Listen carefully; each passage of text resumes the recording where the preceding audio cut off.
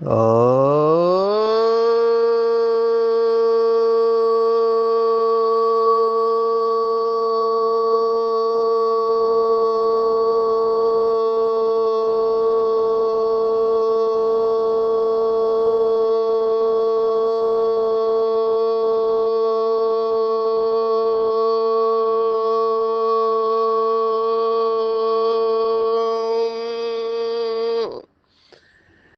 Shanti.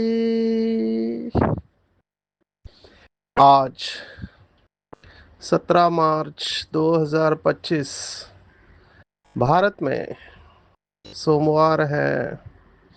Today is 17th March 2025 and it's Monday in Bharat. आज की मुरली का जादुई रहस्य स्वयं को प्रेरणा देने के लिए magical secrets of today's Murli for motivating the self. आज की साकार मुरली में बाबा कर्मों के ऊपर समझा रहे हैं। बहुत भाई बहनें मुझे प्रश्न पूछते हैं कि जब बाबा कहता है कि बृहस्पति की दशा, तो क्या दशा डिसाइड करती है या हम डिसाइड करते हैं? What is the deciding factor? तो ऐसा क्यों होता है कुछ लोगों के ऊपर राहु की दशा और कुछ लोगों के ऊपर बृहस्पति की दशा? क्या ये ड्रामा में अन्याय है? मैनेजमेंट में ये कहा जाता है कि अमीर लोग हमेशा अमीर रहते हैं और गरीब गरीब ही रहते हैं, क्योंकि उनका पैटर्न होता है, उनकी सोच होती है। तो हम इसके ऊपर गहराई से जाएंगे कि ये बृहस्पति की राहु की दशा कैसे बैठती है। बाबा ने हमेशा कहा हुआ है, पढ़ेंगे लिखेंगे तो बनेंगे नवाब। पढ़ाई ही सोर्स ऑफ इनकम है और इस पढ़ाई से ही हमें 21 जन्मों के लिए खजाना जमा करना है। तो पढ़ाई की गहराई में जाएंगे। इनफैक्ट ये दोनों बातें कनेक्टेड है। फिर बाबा ने बच्चों की बहानेबाजी की माया को भी बताया है कि कहते हैं सेंटर दूर है। बाबा ने लॉजिक देखो क्या दिया है कि मनुष्य यात्राओं पर जाते तो कितने धक्के खाते हैं। आगे पैदल जाते थे बैलगाड़ी में, यहाँ तो एक ही शहर की बात है। बाबा देखो कहाँ तक जा रहा है, पैदल करने में 6 घंटा भी लगे तो भी पहुंचना चाहिए। तो बाबा की श्रीमत बिल्कुल क्लियर है कि सेंटर पर जाके मुरली सुनना चाहिए। तो हम इसकी गहराई में जाएंगे कि कितना फर्क पड़ता है कि सेंटर अगर दूर भी है तो पैदल जाके बाबा के सेंटर पर मुरली सुनना, और घर में आजकल मोबाइल और टीवी पे मुरली सुनना, इसमें क्या फर्क है हम इसको भी देखने वाले हैं। फिर बाबा ने आज की मुरली में बताया है कि राधे कृष्ण और लक्ष्मी नारायण की बात, लक्ष्मी नारायण भी 20-25 साल पीछे आते हैं। तो ये भी बात बाबा ने कही हुई है। फिर कर्मों की गुह्य गति के बारे में बताया कि मांस खरीदने वाले, बेचने वाले, खिलाने वाले पर भी पाप लगता है। तो कोई भी बात छिपानी नहीं है, सर्जन से छिपाना नहीं है। इसकी भी गहराई में हम जाएंगे आज की मुरली में। फिर बाबा ने कहा कि हंस और हंसनी, ये दो शब्द है। संग दोष के ऊपर बाबा ने कहा सेंटर्स पर बहुत आते हैं, थोड़ा नशा चढ़ा फिर पार्टी आदि में कहाँ गए, शराब बीड़ी आदि पिया खलास। संग दोष बहुत खराब है। तो संग दोष के बारे में हम देखने वाले हैं। और मास्टर ज्ञान सूर्य बन पूरे विश्व में शुभ भावना शुभ कामना की किरणें फैलाने वाले विश्व कल्याणकारी है। और मैं और मेरापन ये देह अभिमान का दरवाजा है। और सत्यता के साथ दिव्यता, ये आज की पूरी मुरली है। हम शुरुआत करेंगे दशा और दिशा, ये दो शब्द है हिंदी के। एक है दशा और एक है दिशा। कुछ लोग इसको बहुत बड़ा बिजनेस समझते हैं।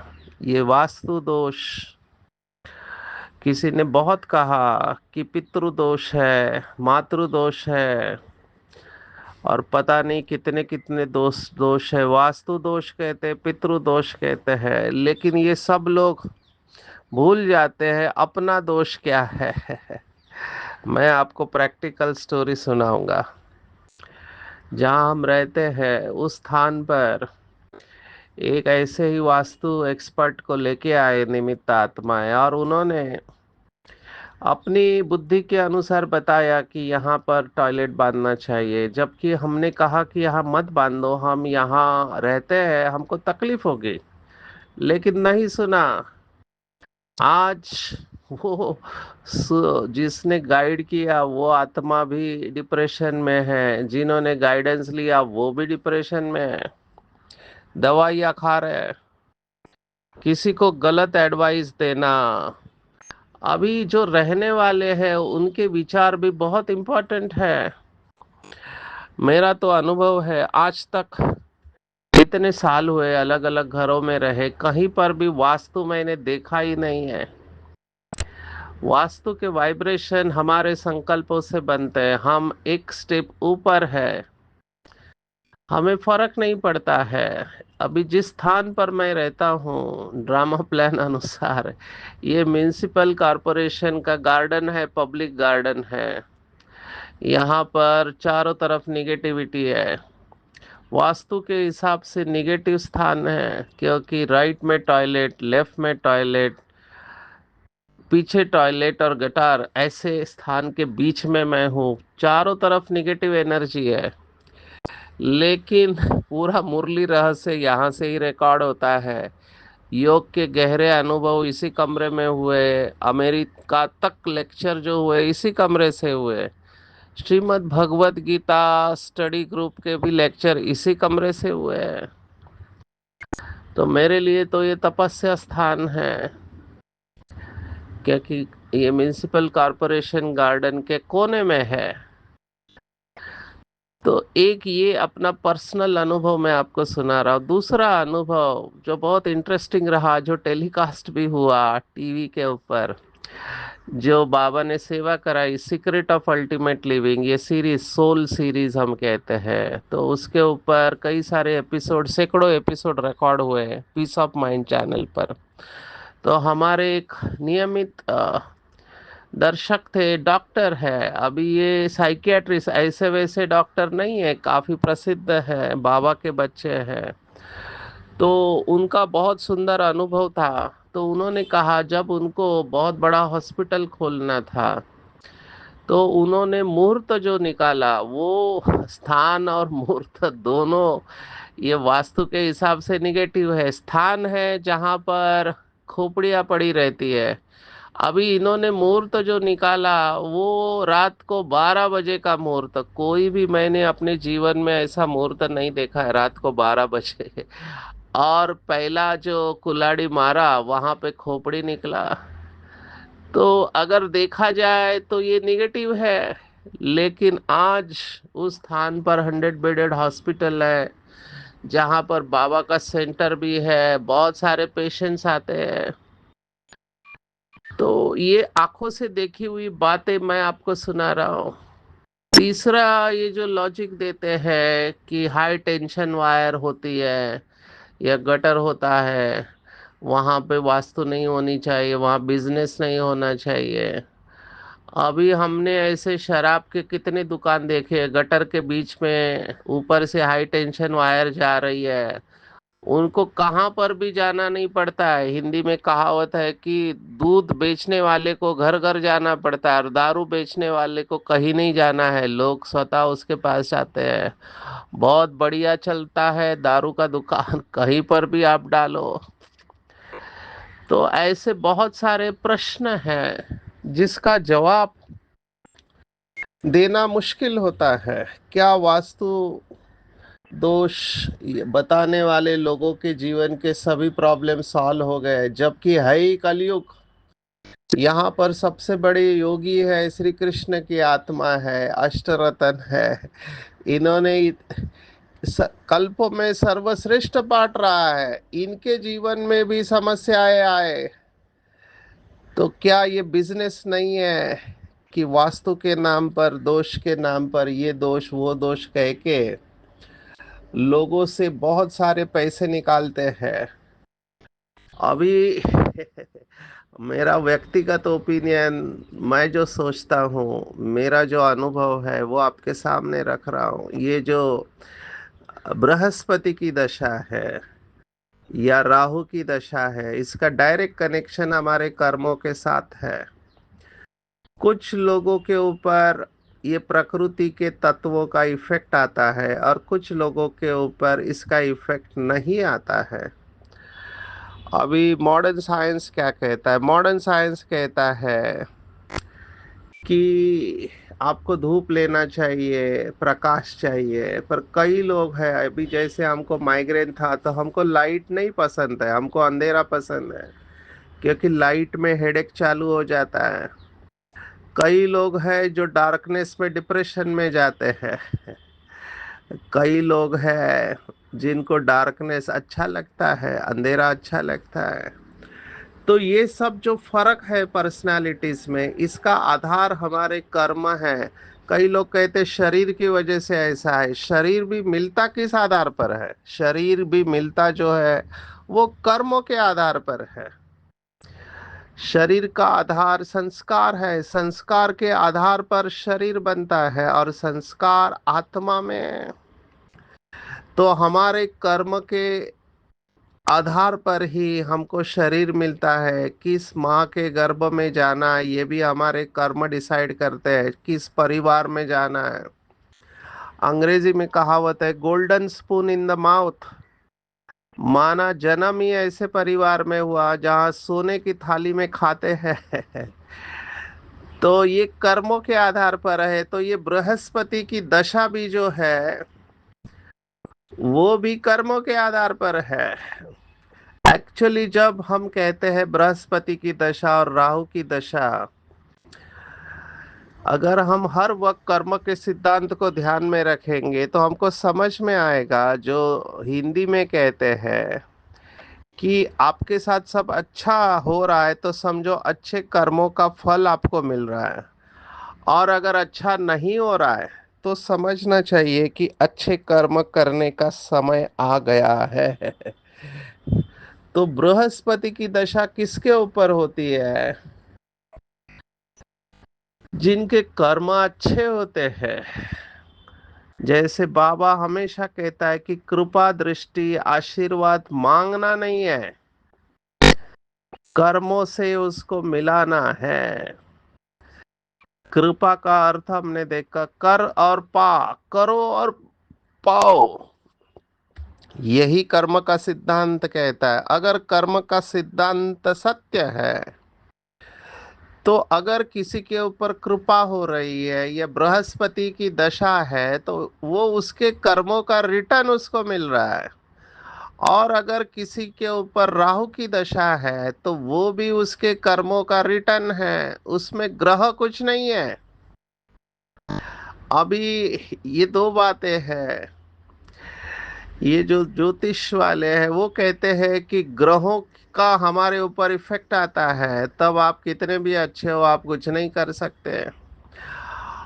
और एक दूसरे हैं अध्यात्मवादी, प्योर स्पिरिचुअलिटी को फॉलो करने वाले, वो ग्रहों को सेकेंडरी रखते हैं और अपने संकल्प शक्ति को नंबर वन देते हैं। अभी ये हमारे ऊपर है हम किसको महत्व देते हैं। तीसरा अनुभव सुनाएंगे। जब हम ज्ञान में आए, पुराने सभी जानते हैं शायद जिन्होंने किताब पढ़ा है या टीवी पे सुना है, तो घर वालों का विरोध था। उनको लगा कि ब्रह्मा कुमारी ने इनको खाने में से कुछ खिलाया है। तो मेरी शांति करने के लिए लौकिक माँ बाप ने चार पंडित बुलवाए, ब्राह्मण। तो मैंने उनको पूछा ये शांति किस लिए करनी चाहिए, तो उन्होंने कहा ये जो ग्रह होते हैं उनका हमारे ऊपर प्रभाव रहता है। जब ग्रहों का प्रभाव रहता है तो हमारी बुद्धि यथार्थ निर्णय नहीं देती, तो उस ग्रहों को शांत करने के लिए ये हवन और यज्ञ है। इसको ग्रह शांति हवन कहते हैं। तो मैंने उनको यही कहा कि ग्रह जड़ है और हम चैतन्य हैं। तो जड़ का चैतन्य के ऊपर प्रभाव पड़ेगा या चैतन्य का जड़ के ऊपर प्रभाव पड़ेगा। तब वो चुप हो गए। उसके बाद उनको बाबा के घर पे लेके आए और जो मुख्य पंडित था उसको बाबा के सामने बिठाया। तो वो बैठ ही गया। बाबा ने उसको हल्का कर दिया, हाथ जोड़ते हुए बाहर आया और मुझे कहा कि डॉक्टर साहब आपका बहुत बहुत शुक्रिया। हमने जब पूछा क्या हुआ तो उन्होंने कहा कि मुझे 2 साल से एक बात का बहुत टेंशन था, लेकिन यहाँ आया मेरा 2 साल का टेंशन 2 मिनट में खत्म हो गया। अब ये ग्रह शांति करने वाले ये भी खुद टेंशन में है और दूसरों को शांति के लिए यज्ञ कराते हैं। तो उस आत्मा ने ये स्वीकार किया कि उनको टेंशन है, और फिर बाबा के सामने से उसने शक्ति ले ली। जाते वक्त उनको ब्रह्मा कुमारी का लिटरेचर दिया। तो उन्होंने हमको कहा, हालांकि उनको पता था कि वो ब्रह्मा कुमारी में जाता है इसलिए उनकी शांति करनी है, लेकिन फिर उन्होंने जाते समय हमें आशीर्वाद दिया कि आप सही रास्ते पर हो, इसको छोड़ो मत, इसको कंटिन्यू करो।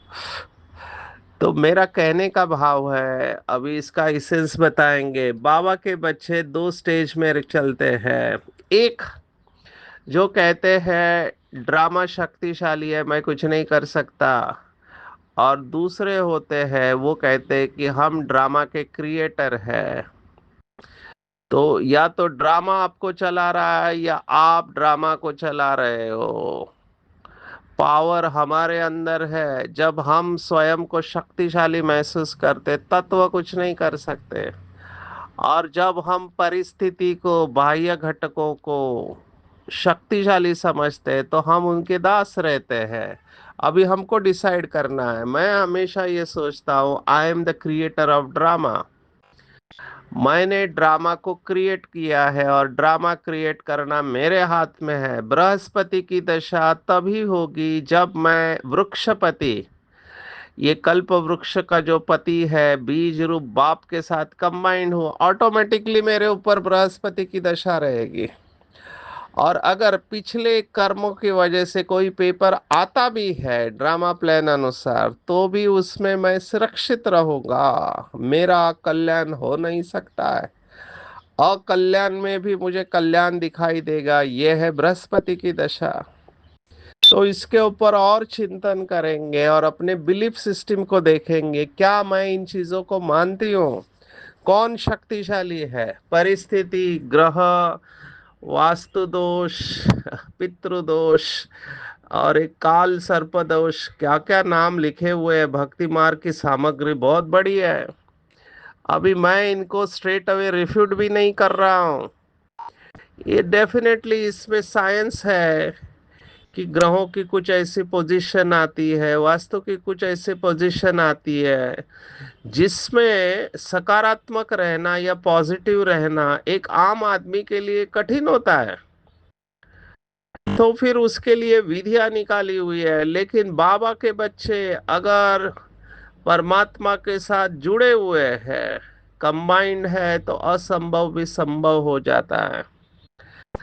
आगे बढ़ेंगे। पढ़ाई सोर्स ऑफ इनकम है, पढ़ाई ही कमाई है। अभी पढ़ाई माना क्या?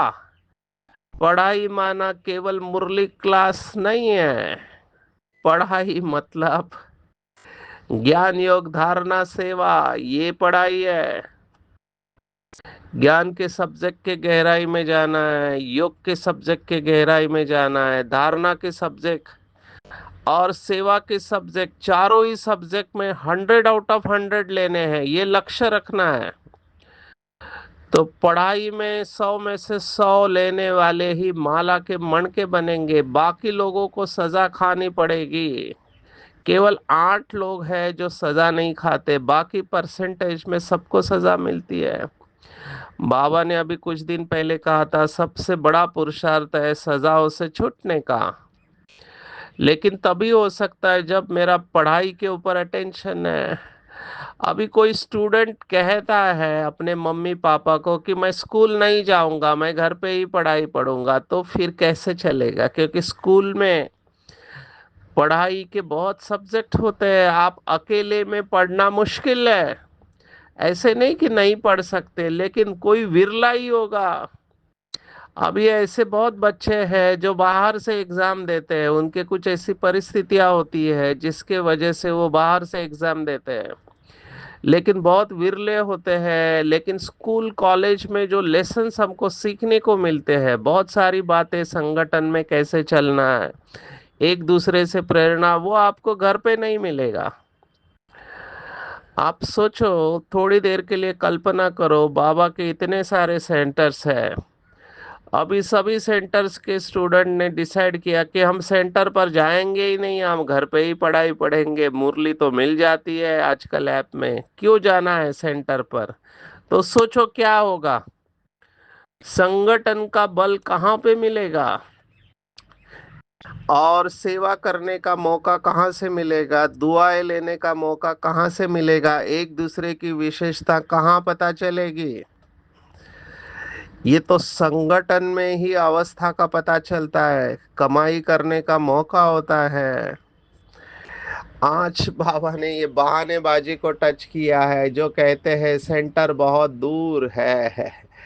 बाबा याद दिला रहे, बच्चे भक्ति मार्ग में आपने जब बहुत भक्ति की तो कितनी यात्रा की है, कहाँ कहाँ नहीं गए। भारत में तो 4 धाम की यात्रा प्रसिद्ध है, और हर स्टेट में अलग अलग मंदिर है, कितनी यात्राएं होती ही रहती है भारत में। ऐसे ही विदेश में भी होगा, अभी मक्का मदीना की यात्रा पर जाते हैं। क्रिश्चियनिटी में भी यात्राएं तो होगी, तीर्थ क्षेत्र पर जाते होंगे। तो कितना पैदल जाते थे, बाबा कहता है। आगे, अभी आगे ये गाड़ी या एरोप्लेन ये सब नहीं थे, पैदल जाते थे, बैलगाड़ी में जाते थे। अभी तो बाबा कह रहा है आपके शहर में ही सेंटर है। तो शहर में तो छोड़ो, मैं अभी जहाँ रहता हूँ बाजू में सेंटर है, फिर भी लोग नहीं आते हैं। वॉकिंग डिस्टेंस है, 5 से 7 मिनट लगेगा, फिर भी सेंटर पर नहीं आते हैं। अभी बाबा क्या करेगा फिर? क्योंकि सेंटर का वायुमंडल और घर का वायुमंडल में फर्क तो होता है। तो बाबा ने कहा ऐसी ऊंची पढ़ाई के लिए कोई कहे दूर पड़ता है या फुर्सत नहीं है, तो बाप क्या कहेंगे, यह बच्चा तो लायक नहीं है। बाप ऊंच उठाने आते और यह अपनी सत्यानाश कर देते हैं। तो बाबा को बिल्कुल अच्छा नहीं लगता है कि सेंटर पर हम नहीं जाते। मेरे ख्याल से ये पॉइंट बहुत इम्पोर्टेंट है। ये जब से कोविड आया है, कोविड के बाद में ऑनलाइन क्लासेस चालू हुए, तब से लोगों की ये आदत छूट गई। और अभी बहुत मुश्किल लग रहा है कई लोगों को, कोई बीमार है, अकेले है, मैं समझ सकता हूँ, साधन नहीं है। मैंने तो ऐसे भी देखे माताएं, साधन नहीं है, पैदल करके जाएंगे, वो भी अमृत वेला, बाबा की याद में। कितना बाबा इनको मदद करता होगा। तो बहाना नहीं देना है सेंटर पर जाने के लिए या पढ़ाई के लिए, बिल्कुल बहाना नहीं देना है। राधे कृष्ण की तरह बनना है। देखो, लक्ष्मी नारायण से भी राधे कृष्ण की डिग्री बड़ी है। लक्ष्मी नारायण तो फिर भी 25-30 साल पीछे है तो सेम आत्मा। फिर यहाँ पर बाबा ने पवित्रता को फिर से टच किया है। कईयों को नफरत नहीं आती है इस वेश्यालय से, शादी बर्बादी कर गटर में गिरना चाहते हैं। मनुष्य तो सभी विषय वैतरना नदी में गंध में पड़े हैं, एक दो को दुख देते हैं, गाया भी जाता अमृत छोड़ विष खाए को खाए। अभी बहुत वंडरफुल लगता है मुझे। हमको पता है कि संगम युग का समय बहुत वैल्यूएबल, पूरे कल्प की कमाई है। रात को जाग के भी जिसको संभव हो योग करना चाहिए।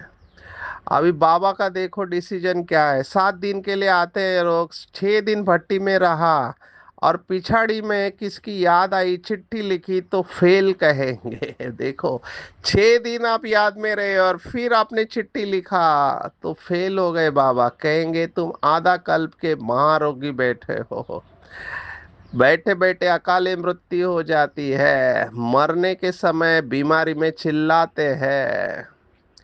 तो हमको टाइम वेस्ट नहीं करना है बाबा का। और कमाई होती है तो बहाना नहीं देगा। लौकिक में अगर किसी को कमाई होती है, बाबा ने हमेशा उदाहरण दिया, रात को जाग के भी कमाई के लिए 1-2 बजे तक। मैंने ऐसे लोग देखे हैं, रात को आएंगे 1 बजे घर पे आके खाना खाते हैं। अभी इनका लाइफ देखो क्या है। क्यों लेकिन इतना, क्योंकि कमाई हो रही है, होटल में कमाई होती है, लेट आते हैं। खाएंगे कब, सोएंगे कब, अभी क्या पुरुषार्थ करेंगे। तो अगर कोई ऐसी बात है तो सर्जन से राय लेनी चाहिए। बाबा को सब कुछ सच सच बता देना चाहिए। मैंने बाबा के ऐसे बच्चे देखे, अभी शराब का दुकान है, अभी ज्ञान में आ गए, पता चला कि ये पतित बनाने वाला है, तो वो दुकान में इनकम तो है लेकिन बददुआ भी है, तो उसका लाइसेंस बेच के दूसरा बिजनेस चालू किया। क्योंकि बद्दुआ नहीं लेनी है, कर्मों की गति बहुत गुह्य है। जैसे आज बाबा ने उदाहरण दिया कि मांस बेचने वाले, काटने वाले, खरीदने वाले, खिलाने वाले, सबके ऊपर पाप चढ़ता है। ये बहुत सूक्ष्म बात बाबा ने बताई है। कई सोचते हैं हम काटते तो नहीं है, उस जानवर को मारते नहीं है, लेकिन आप खाते हैं या खिलाते भी है। अभी कई सारी माताएं अकेले ज्ञान में चलते, कहते हैं हमारे घर वाले नॉनवेज खाने वाले, अभी हम तो खाते नहीं है, लेकिन क्या करें, आज बाबा ने कहा खिलाने वाले पर भी पाप लगता है। अभी इससे डरना नहीं है, बाबा को याद करना है और बाबा से राय पूछनी है कि बाबा मैं क्या करूं। क्योंकि ये प्रश्न मुझे पूछते हैं कि बाबा कहता है खिलाने वाले पर भी पाप लगता है। अभी काम ही है मेरा खिलाना, घर वालों को बना के खिलाना, तो क्या मेरे ऊपर पाप चढ़ेगा? आज की मुरली के अनुसार यस। लेकिन बाबा को रोज सुनाते रहना चाहिए, योग बढ़ाना चाहिए, तो बंधन कट जाएगा। आज बाबा ने उन बच्चों को भी याद किया, 2 बच्चे सगे और लगे। आज देखो बाबा ने क्या कहा, लंगड़ाते हुए चलने वाले हैं, हंस और हंसिनी। हंस माना बाबा के ज्ञान में चलने वाले, कई बार पति चलता है पत्नी नहीं चलते, कई बार पत्नी चलता है पति नहीं चलती है। तो हंस से बगुला बनने में टाइम नहीं लगता है। अभी लंगड़ाने वाले कौन? तो कोई कोई को संग दोष का नशा चढ़ जाता है, कभी पूरे चढ़ते हैं, कभी पूरे श्रीमत पर रहते हैं, और कभी श्रीमत पर, कभी मनमत और मनुष्य मत पर चलते हैं। तो ऐसे लंगड़ाने वाला नहीं चलना है, अवस्था एकदम पक्की रखनी है।